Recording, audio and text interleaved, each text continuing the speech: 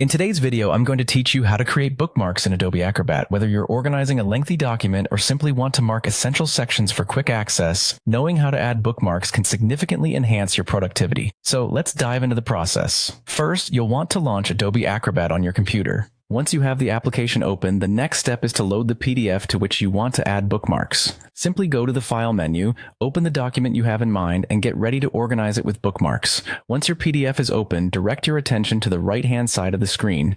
Here, you'll see several icons, and one of them is the Bookmarks icon. Click on this icon to open the Bookmarks panel. You're now almost ready to start adding bookmarks, but we need to choose exactly where those bookmarks will take your readers. To do this, navigate to the page or section of your document that you want to bookmark. This is crucial because bookmarks will serve as direct links to these selected locations in your document. Take a moment to ensure you're on the correct page or section, as this will save you time later on. Now, to add a bookmark, look to the top of the Bookmarks panel. You should see the New Bookmark button right there. Go ahead and click this button.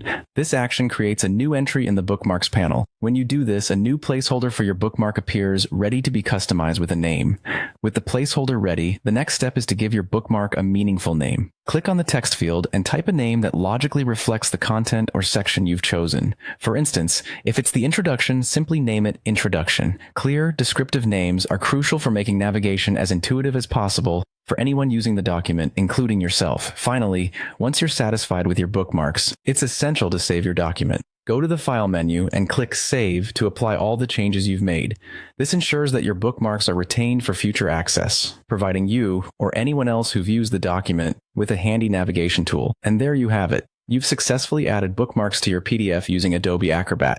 With these simple steps, navigating large documents becomes remarkably more straightforward. I hope this guide has been helpful, and remember that practice makes perfect. Feel free to try experimenting with more complex documents over time to become even more proficient.